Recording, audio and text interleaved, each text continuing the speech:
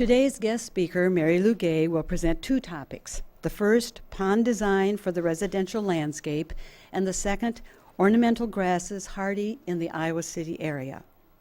Marilou, a charter member of Project Green and a graduate of the first Master Gardener program sponsored by Iowa State University Extension, gives frequent lectures on gardening topics to many organizations throughout this part of Iowa, as well as to horticultural classes at Kirkwood Community College.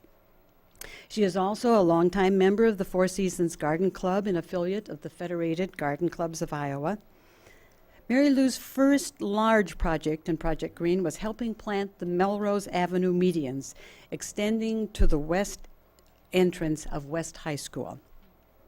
She has been involved in all levels of labor and management of Project Green's 33 annual garden fairs. Her garden has been featured on the Summer Garden Tour more than once. She has actively been involved in the development and maintenance of the Roosevelt School Ravine since its inception many years ago. With expertise in growing perennials and annuals, she has also designed many garden beds. Her enthusiasm and her willingness to work epitomizes the Project Green volunteer. So please join me in welcoming Marilou as she presents Pond Design for the Residential Garden. Marilou. My first one is grasses. I'm actually going to begin with grasses. Sorry about that. It's very nice to see so many people out. I think this tells us that we here in Iowa City are really tired of winter. So we're all thinking spring, and this is why we're thinking about planting grasses and building ponds. My interest in grasses began in 1992 when I bought two grasses and planted them on either side of the metal storage shed in the back of my lot. The next 2 years I researched, I studied. Of course, the first thing I did is came to the public library. I came down, checked out a book, and in that book I was very surprised to find out a large number of grasses do not grow in Zone 5. When I'm talking to gardeners, I assume they all know what Zone 5 is. This means that the average minimum low here is between 10 and 20 degrees below zero. We are very close to Zone 4. I speak in Cedar Rapids sometimes, and people will tell me, we can't grow that up here. They feel like they're in Zone 4. So that tells you how far in the north we are of Zone 5. So some of the things that are borderline hardy, a couple of plants that are here, my information said they were only winter hardy till Zone 6, and they grow here. So there's a lot of variations in where you plant them, and so a lot of my research involved what was hardy here in Iowa. Well, in order to do my research, I went to many gardens. I talked to experts. My best expert that I discovered was in Fulton, Illinois at the Bald Eagle Nursery, Jerry Kopf. And he had been growing grasses and selling them and researching them and hybridizing them for a long time. So he was a wonderful resource. I took slides where I went. I went to the University of Minnesota Arboretum at Chanhassen near Minneapolis, and there I was able to purchase one of their pamphlets on their research of cold hardiness, because they are definitely in Zone 4 in Minneapolis. So you always think anything that'll do well there will certainly do well in Iowa. Ames has a pamphlet on grasses to grow in the Midwest that they have put out, and then I purchased my own book. I had read the first one was Carol Otison's Ornamental Grasses, the Amber Wave, that I got from the library. The one that I purchased was, and I don't see it here in your research, is by John Greeley. It's Ornamental Grasses, the Encyclopedia. And here again, a lot of them are not hardy in Iowa. So this is something that you need to know when you are out purchasing. In about 1994, my Washington hawthorn drowned in the summer of '93. So what I had to look out of in my favorite window, outside the dining room window, was no longer a shade garden, but now it was a sun garden. So I decided to convert this into a grasses garden. And what I'm going to show you then, as we start off, if I can get the lights out.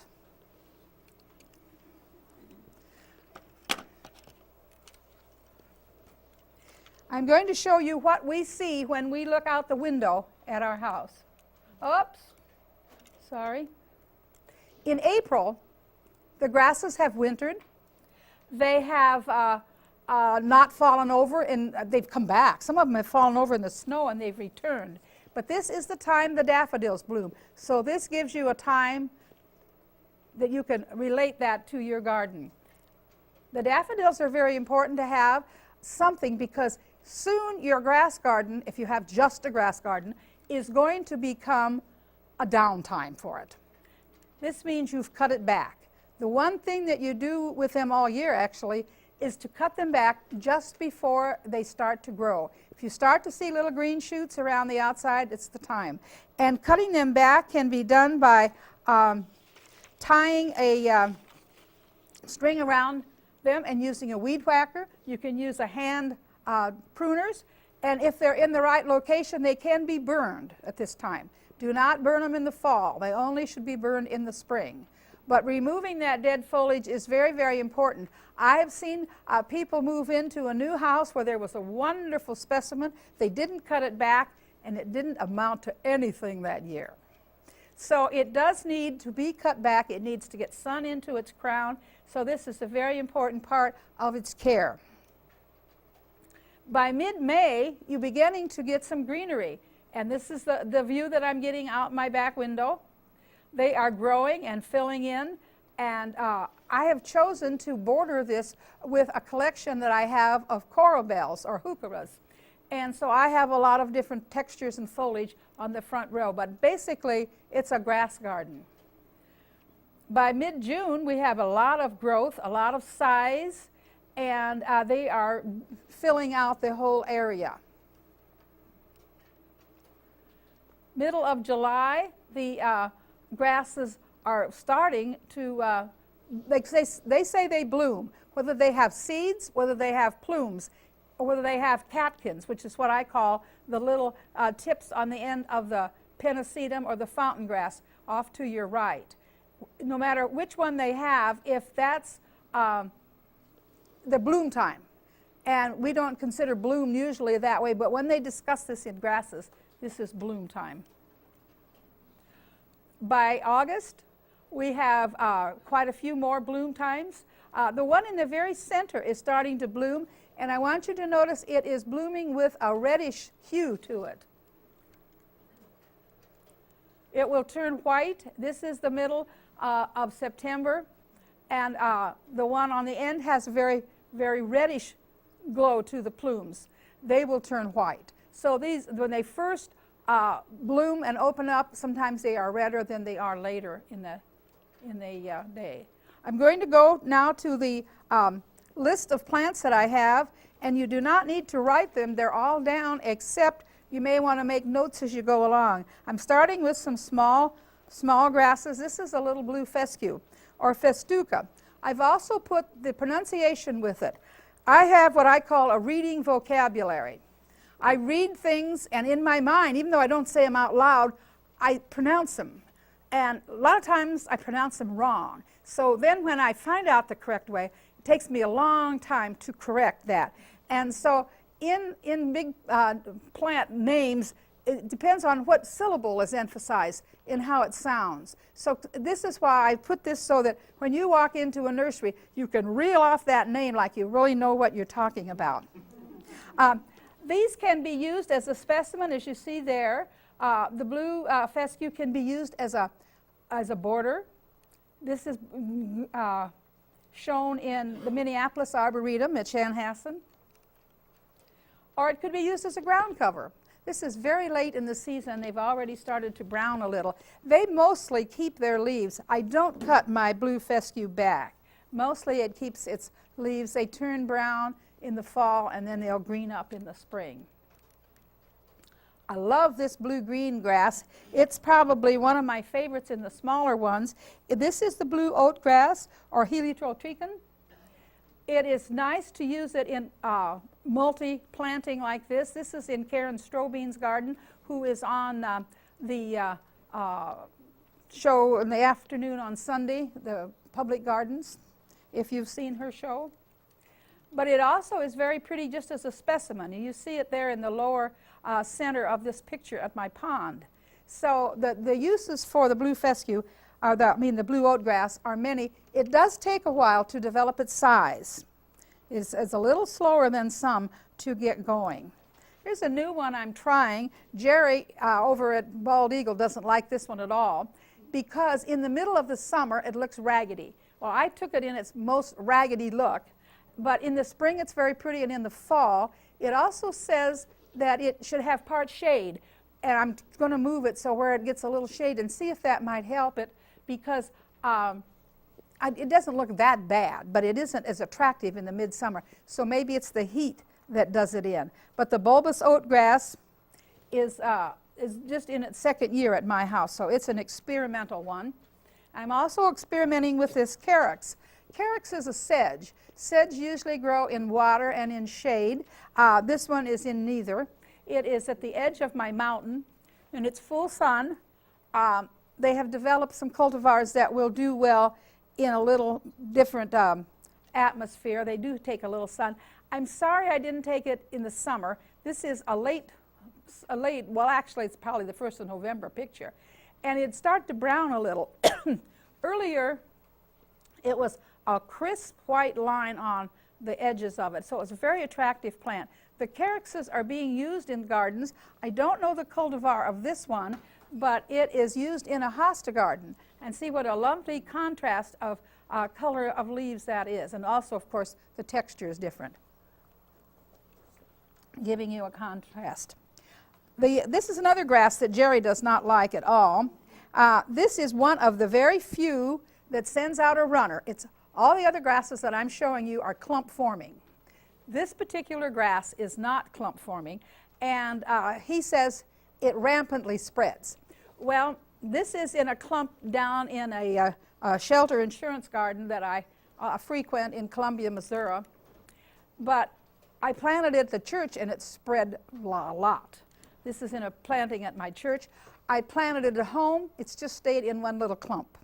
So who knows what it will do. If it likes it and is happy, it does send out that underground runner. My job this spring is to pull some of that out and pot it up. We have what we call a friendship garden at the church. It was planted by contributions from the congregation, and so when something gets too big or we have too much, we pot it and give it back. And so this year I think it'll be given back. The carex that you see here is this light green foliage over near the edge of a pond. This is also grown in Minneapolis, so you know it's very winter hardy. The carex is a chorus, I'm sorry, I'm giving you the wrong name of it, is this one is a fairly short one. I have one that's in my pond in a pot, and I've had it for about 5 years. I've divided it twice, so it does spread into, it multiplies quite fast. It doesn't spread into the pond. It's in a pot in the pond. It's in about 2 inches of water.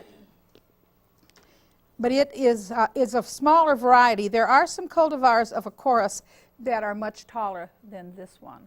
This one's only about 10 inches. A grass that is just delicate and fragile.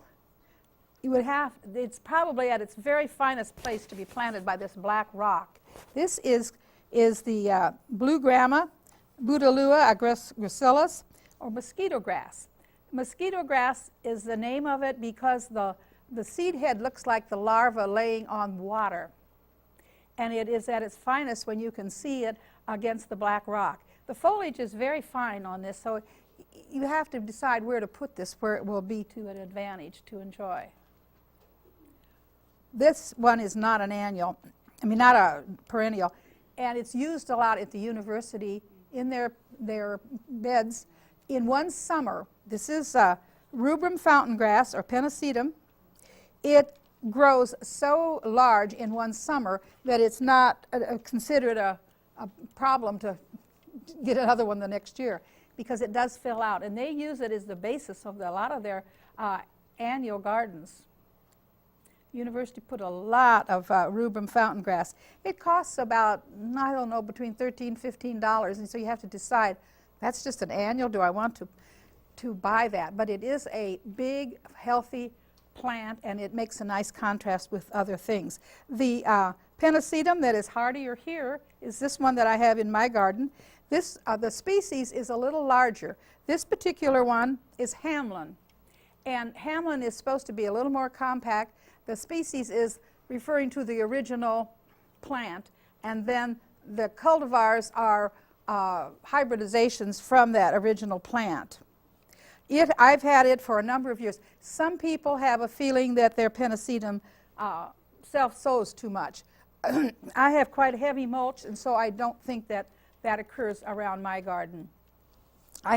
This is the only one that is not written on your sheet. This is my really miniature Pennisetum called Little Honey. I'd seen Little Bunny, and Little Honey is even smaller.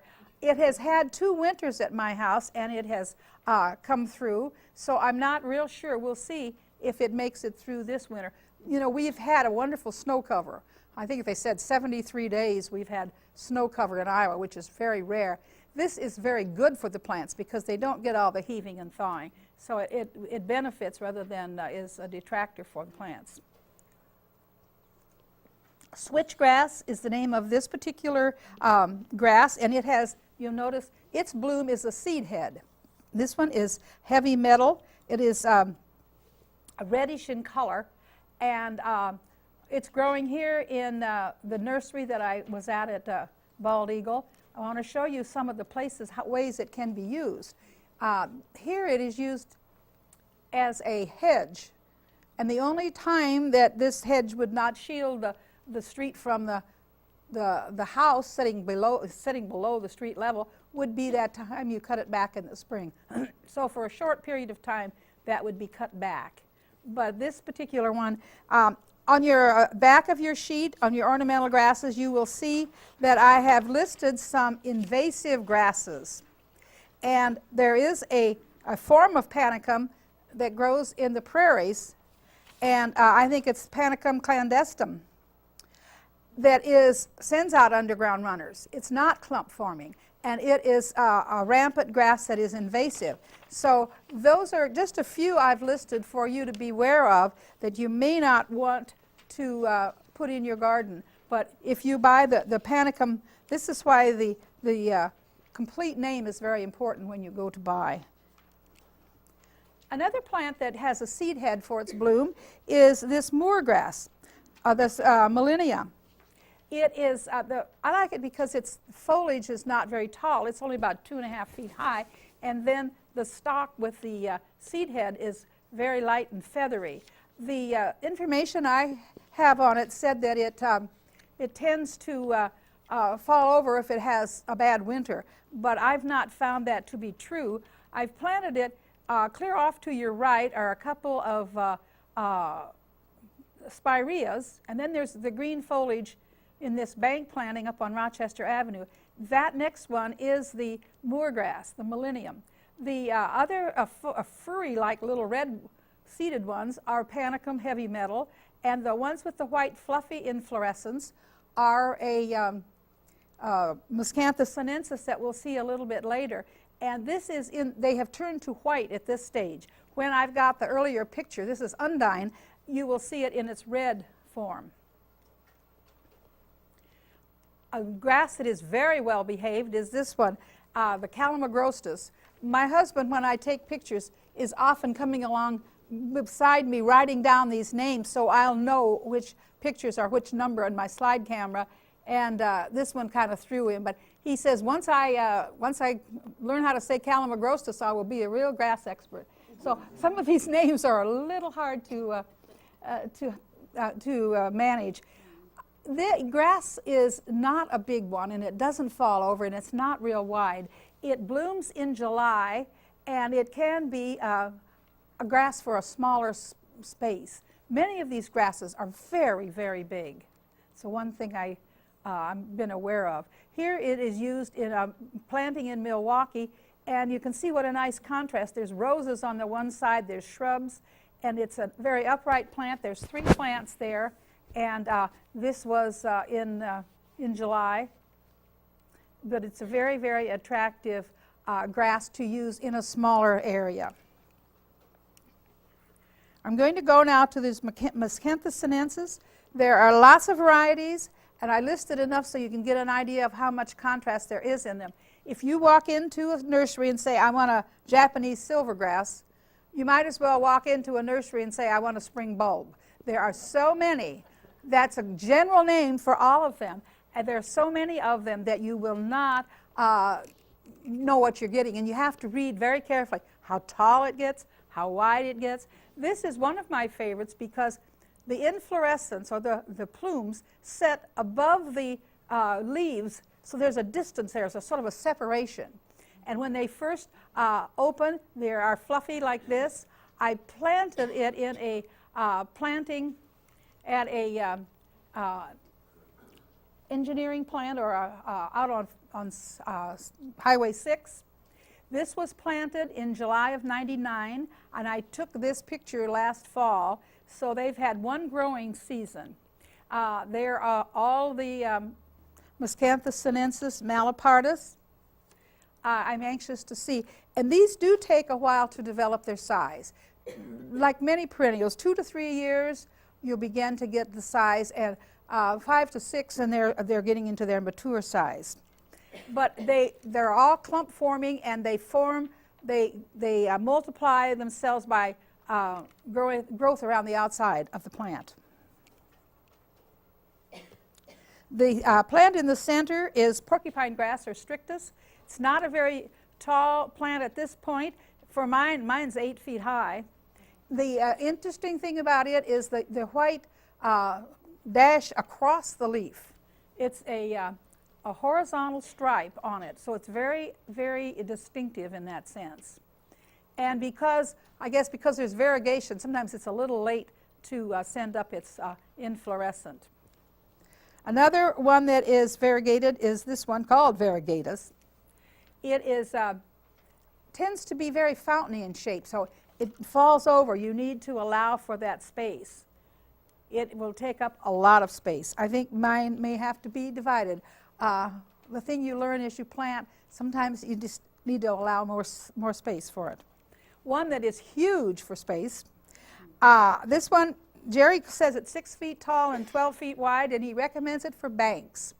This one is silver feather, and a huge, huge plant, but very, very attractive.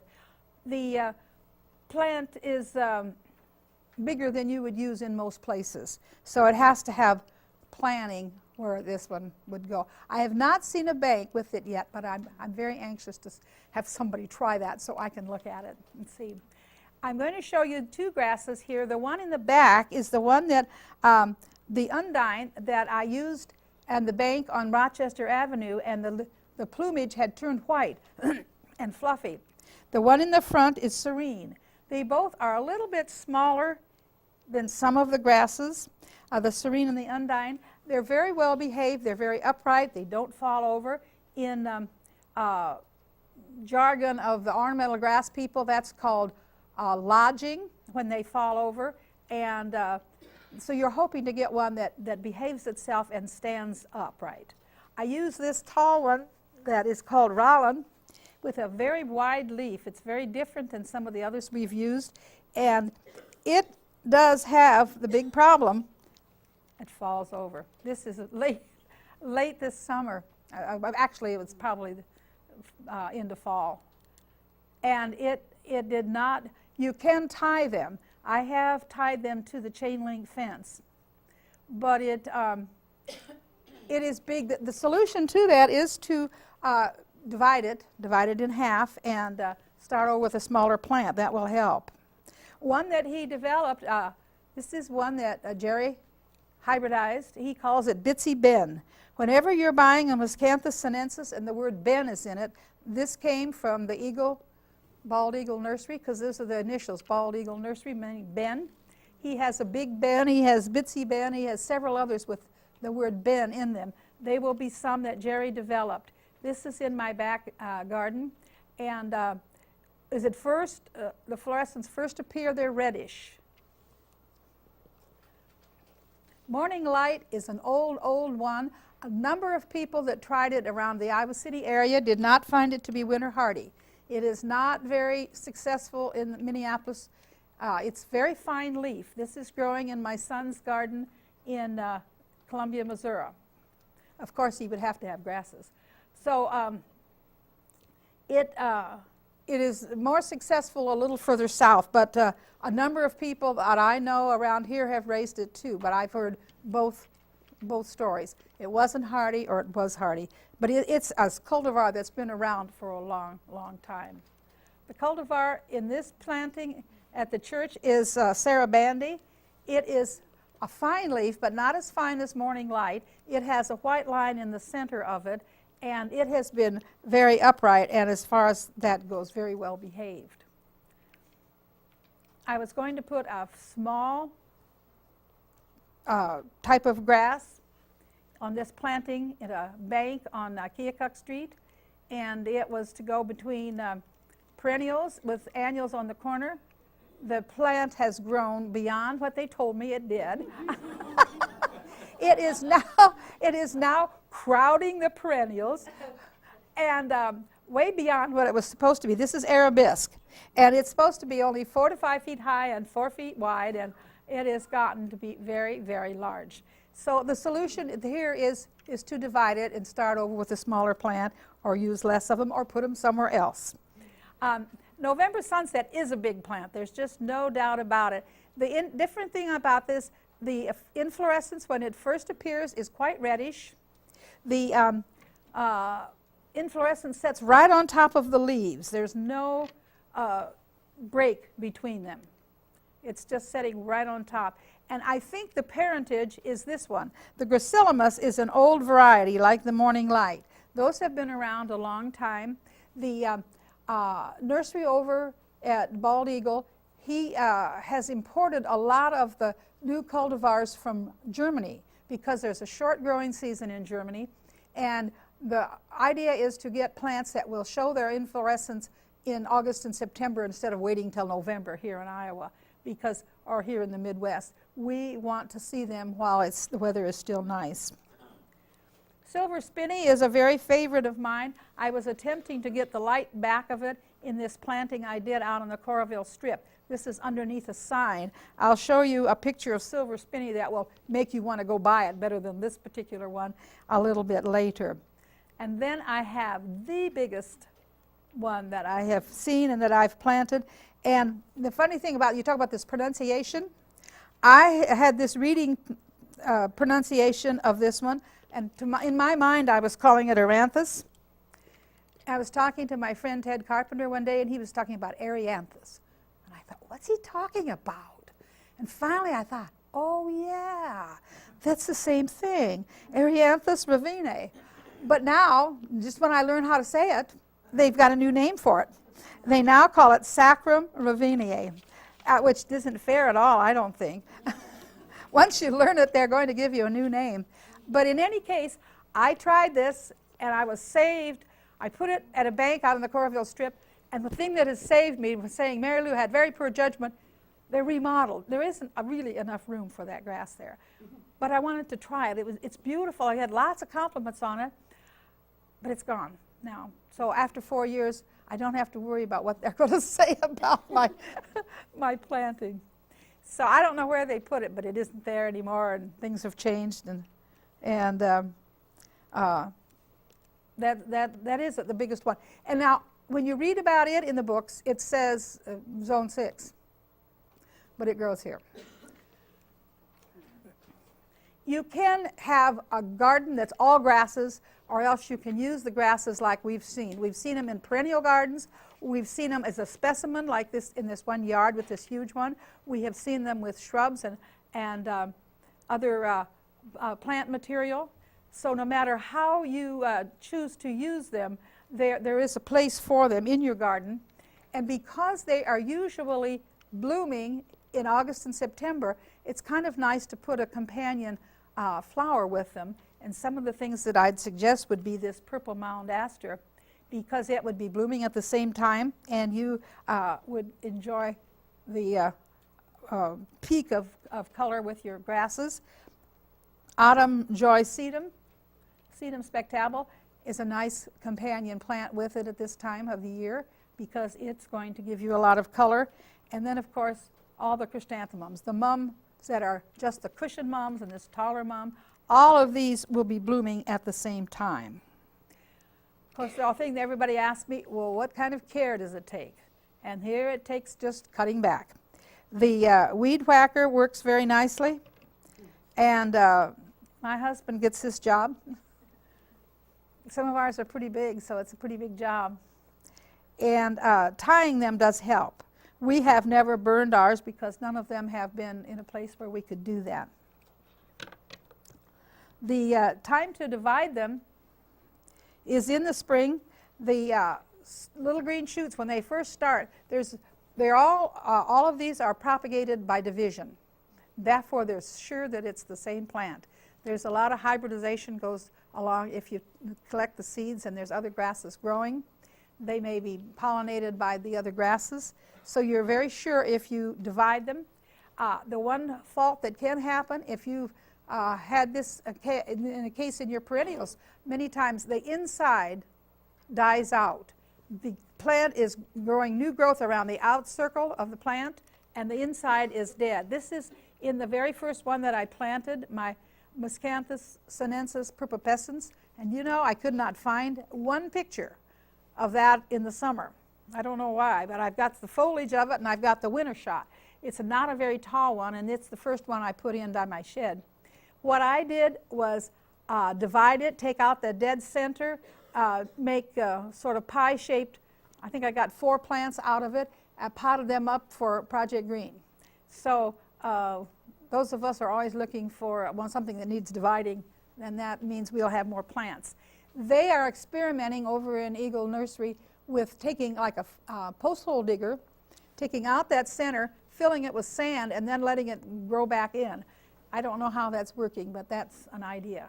But it isn't uncommon in a perennial to die out in the center. One of the things you want to be aware of is a fire hazard. People now go out of the, nobody's allowed to smoke in houses. They go outside for a smoke. All you need is one person to flip a cigarette, but in that grass, and you're going to start the garage on fire, or the house on fire. So you want to be careful where you place them. They are dry and very brittle in the spring, and this is something, it can be a fire hazard.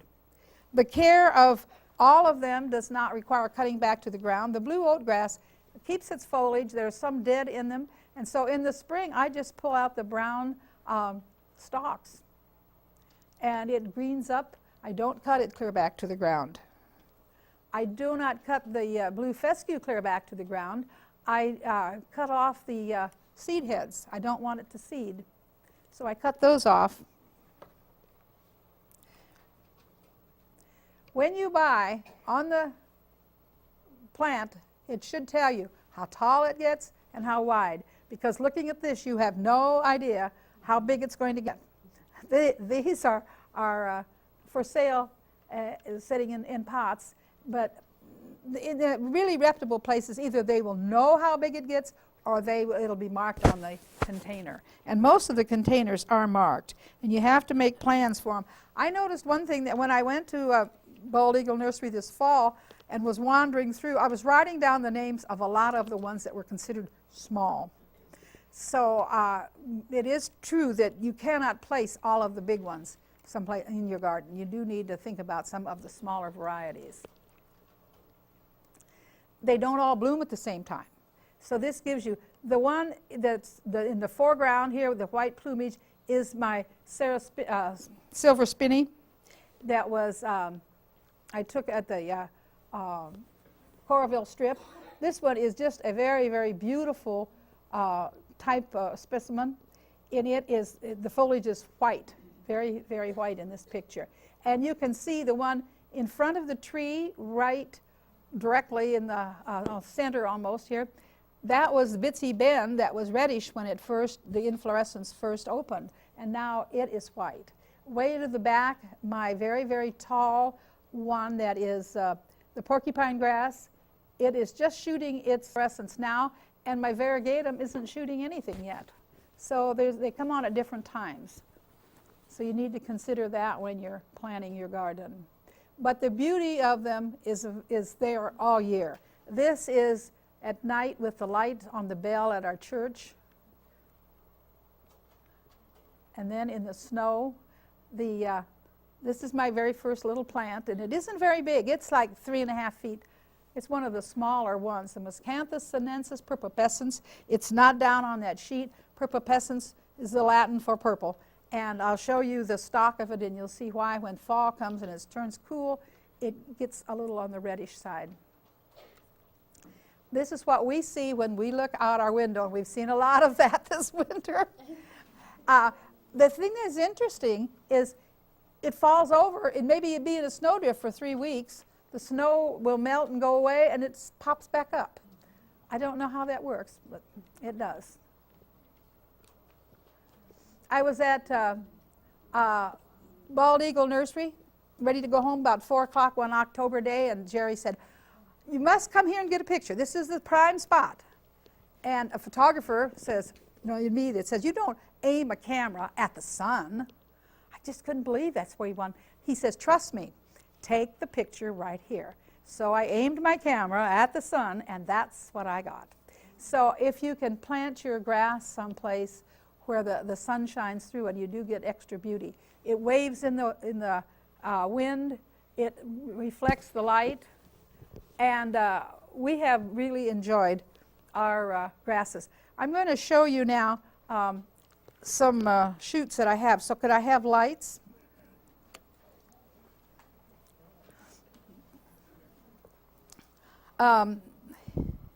This is the purpupescence, and you can see definitely the foliage on that. And it turns when it first gets cool in the fall. The Bitsy Ben that was coming out red in the beginning, is this one is quite curly. Silver Spinny, the one that looked very white when we saw it, these are usually cut just before they get fluffy. And if you do that, they're never supposed to shed. This one is shedding. Makes a big liar out of me, but it's not supposed to shed. That is the ideal time to do it. This is the one from the church. You can see difference in contrast. It's a little grayer. This is the Sarabandi. And the variegatum has wonderful curly leaves on it, and it is the green and white. Quite a variegated plant. Then the fun one with the stripe going across the leaves, the porcupine grass, is here. And then I did bring you, this is the moor grass. That is the seed head. I don't know, I just don't seem to find panicum. But this gives you an idea of the variations that you get within all of these. So if you walk in and say, "I'd like to look at your silver, Japanese silvergrass," you have a lot of variety of things. So that isn't specific enough. I think we're going to hand in our questions, and we'll be back to answer those. Thank you, Marilou. I think you've given us so much information. I hope we still have questions to ask. I had questions before I came, and I thought, oh my golly, she's answering every question that I had on my piece of paper. But I'm sure that I see papers coming in right now, and we'll start right away since we have a little bit of promotional activity that we would like to conduct about our garden fair before we take a break for refreshments. So pass your questions in, and we'll get started and let Marilou give you the answers. One thing that Marilou might not have said anything about, and maybe that speaks for grasses, are there any pests or diseases that bother grasses? Not a lot, no. They told me there's a new owner at Bald Eagle Nursery, and he said, well, we're finding some pests and diseases, but I haven't heard about them yet. Well, that's another point in their favor. Mm-hmm. Do walnut trees and grasses get along well together? I haven't heard anybody say this was a problem. that the walnut trees, I haven't heard this. Okay. Because, walnut trees don't affect everything. They just affect a few things, like tomatoes And rhododendrons. and rhododendrons. Do grasses need any special soil, or are they not particular? They're not particular. Some of them can tolerate quite wet, boggy places that other things might not do well, but yet they can grow where it's very dry and arid. They have a wide range of soils, and they don't need real rich soil. They don't need fertilizing. They just exist by themselves very well. Okay. Here are a couple of questions that might go well together. What do you do about weed control? Or do you suggest planting invasive grasses in pots and then sinking them in the ground? I don't have any invasive grasses. Okay. But if you did, if you wanted to raise, if you love the ribbon grass and you wanted to have it, you could put it in a pot and put it in the ground, and then it couldn't send out its shoots. But that would be the only suggestion I have for them. Most of the ribbon grass, of the invasive grasses, the ones that grow on the roadside are Miscanthus sacriflorus, and you've got that on your list of it. And that one sends out an underground runner that may go as far as 5 feet. So if it's in the ditch, it may go into the farmer's field, and they are very, very hard to eradicate. So they give the grasses a bad name. Okay. How long does it take to revive a grass after you've made a division? The first year that I raised some grasses from seed, I tried potting them. I was potting them for Project Green, and I wanted to get this particular area of my yard stirred up real quickly. And so I potted them early. They hadn't grown at all. They were still very dormant. Those just sat and sat and sat. The others I waited till green shoots appeared, and then I potted them like Jerry tells me that's the way you're supposed to do, and they took right off. So when the day for the fair came, the plants that were potted late were way ahead of the ones potted early. They just set and soaked. Most of those grasses, after you've cut them and divided them, I would say take a couple of years to get going. Okay. Silver feather, would it be good along a creek, or do you have other suggestions? You mentioned banks. Any other places good for silver feather? Silver feather, we just have to have enough room for it. That's the main thing. A lot of these can tolerate the damp soil near creeks. I don't know how it would work with flooding. I can't tell you that. I don't have that. Do you cut back the carex in the spring as well? I haven't had a spring yet. With that So carex? I don't know. With the carex, I don't know if it's going to be brown in the spring. I just got it. It's the first year. Okay. But it was very, very pretty all summer. Is burning an appropriate method, and could you describe how that could be done or controlled when you're in a residential area? Well, not in Iowa City, you can't burn it. And so that eliminates everybody that lives in Iowa City. In the country, yet you still can burn, and you'd have to do it on a day when you were, with all the precautions that you take with a burn in any case, with your hose around and wet the soil and all of these precautions. But the point of doing the burn is if you had a lot of grass, it would be quick and be easy. Is there any of these grasses that are native Iowa grasses? Probably not. None of the grasses no. I didn't include things like a little blue stem and big blue stem, although they can be grown in your garden, and I do have some shots of little blue stem growing in Minneapolis in the Arboretum there. Do you have any grasses with color? You've mentioned some with that begin with a red seed head. How about the leaves that persist with a reddish color? Well, the reddish color, the only one is this Emperata, and the Emperata does send out an underground runner, so you have to be prepared for it. It may really spread for you, or it may just do like mine. Mine is just set, I just one little clump, and it's still there. It's never grown. I don't know why. And you have said that fescue is a short-lived grass. Do you mean 1 or 2 years, or do you buy them as an annual? My experience in the past was I'd had them, and because In this case now, where I have them around the pond, I'm dividing them every few years. It said before, I think they only live 2 or 3 years. I had them in my rock garden and they did not live a long time. The ones that I have on my pond have wonderful drainage. I divide them often because I sell those little plants at the Project Green sale, and I've had them for about 5 years. So the dividing them was mentioned before, that it was needed. But this is what the books say, that they're not long-lived. Okay. Well, you've already mentioned that some of these can be bought at our Project Green Spring Garden Fair. Can all of these be purchased at a local nursery as well? They can. The local nurseries are carrying a lot of grasses, and you'll find a lot of them. And many of them, as I say, are marked on the outside of the tub, how tall it gets, how wide, so you can allow enough space. All right. Well, I think we've answered all of the questions that have come in from you, and if you think of any as the afternoon goes on, why just come up and ask them directly of Marilou.